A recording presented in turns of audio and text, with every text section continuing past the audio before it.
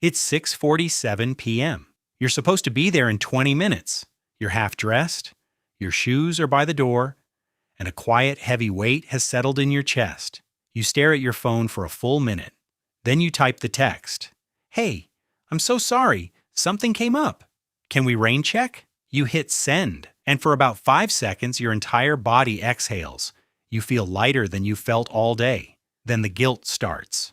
3 things in this video. The exact neuroscience of why your brain agrees to plans your body never wanted to keep. The hidden mechanism that makes canceling feel like rescue, not failure. And the honest split between 2 completely different reasons people cancel that look identical from outside. First, the most important reframe of this entire video. Because most people who chronically cancel carry quiet shame about it. And the shame is built on a misunderstanding. You're not canceling the plans. You're canceling the emotional pressure attached to them. Those are not the same thing. And your brain has always known the difference, even when you haven't. Second, let's talk about why you said yes in the first place. Because that's where the whole pattern actually begins. Behavioral economists call it hyperbolic discounting. Your brain treats future you like a completely different person than current you. When the plan was 3 weeks away, your prefrontal cortex saw the social benefit and ignored the energy cost. Because the cost belonged to someone else. Tuesday you.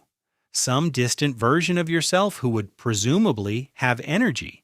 But when the moment actually arrives, that distant version doesn't exist.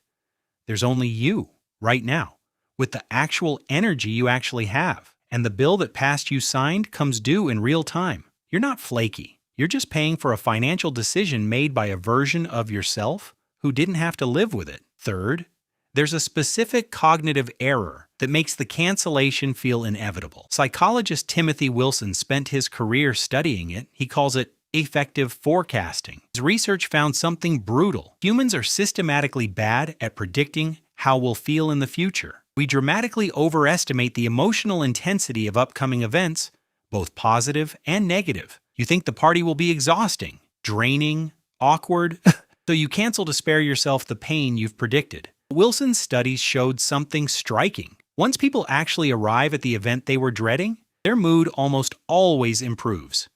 The dread was never accurate. It was a forecast, not a memory. Hit subscribe if any of this is hitting closer than expected, because the deeper mechanism is the one almost nobody names. Fourth, the cancellation high, because there's a real neurochemical reason it feels so good to send that text. The moment you hit send, your brain registers the perceived threat as eliminated. Cortisol drops sharply. Dopamine releases. Your nervous system gets the same chemical signal it would get if you just escaped actual danger, which means your brain is now learning something subtle. Canceling is a successful safety behavior. The relief becomes a reward. The reward reinforces the pattern. The pattern repeats. You're not failing at social life. You're being conditioned by your own neurochemistry to repeat the only move that reliably stops the rising tide of anticipatory anxiety. Fifth, let's name what's happening in the hours leading up to the cancellation. Because that part has a specific clinical term too, anticipatory anxiety. Your sympathetic nervous system begins activating not when the event starts, but hours before. Your brain runs simulations. What if it's awkward? What if I want to leave? What if I run out of energy? By the time you're staring at your shoes at 6:47 p.m., you've already lived through 3 exhausting hours of a social event that hasn't happened yet. You're not tired from the future. You're tired from rehearsing it. Add decision fatigue on top of that. What to wear, when to leave, how long to stay, how to get home. Each tiny choice eats from the same depleted resource your body needs to actually go. And underneath it all, in many people, is something neuroscientists call time blindness, the executive function pattern common in ADHD and anxious brains where 2 weeks from now feels imaginary and right now feels enormous. Sixth, there's another mechanism that's quieter but does the heaviest lifting, the transition cost. It isn't the event that's hard. It's the small things between you and the event. Showering, finding keys, driving, parking, walking in, saying hi. Each transition is a tiny mountain to a tired executive function system. When you cancel, the mountains disappear. That isn't laziness. That's a depleted nervous system choosing to stop adding cliffs to climb. Seventh, the gentle challenge. Not an attack, a quiet question. Most chronic cancelers care deeply about the people they're canceling on. The cancellation isn't a statement about how much you value them. It's a statement about how much energy you genuinely had. But there's still a cost that's worth naming. Because every cancellation, even a justified one, communicates something to the other person that you didn't intend to say. They didn't read it as, my nervous system is depleted.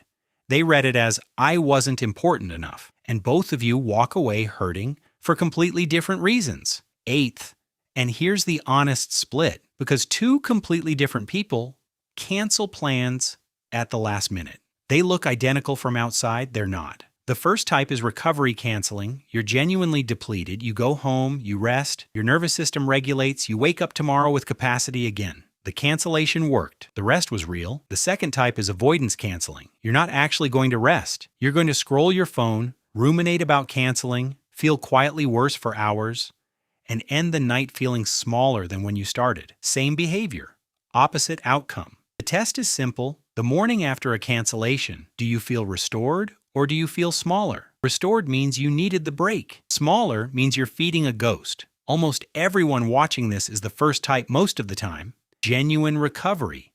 A nervous system using one of the only tools available to it in a world that doesn't allow much rest. But if you've ever caught yourself canceling and then spending the evening feeling worse, that's worth naming. Not to shame yourself, just to see the difference between the two. There's a line worth carrying with you after this video ends. Many chronic cancelers desperately want connection. They've just stopped knowing how to experience connection without it draining them. The plans aren't the problem.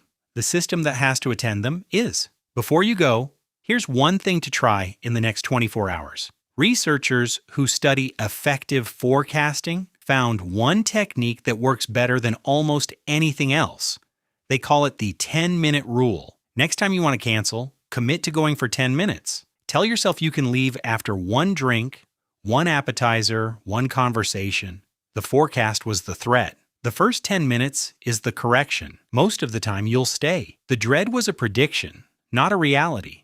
And your nervous system will quietly update its forecast for next time. Come back and tell me in the comments what happened when you tried it. And one more thing. The version of you who said yes 3 weeks ago wasn't lying. They meant it. They just didn't know yet what kind of week current you would be having. That's not a moral failure. That's the limit of how much any of us can know about the future while we're standing on a Tuesday we hadn't met yet. You're not broken for needing rest. You're not selfish for protecting your energy. You're a nervous system trying to manage modern life with hardware that evolved for a much quieter world. And the friends who matter will understand that. The ones who don't, were never going to be the soft places to land.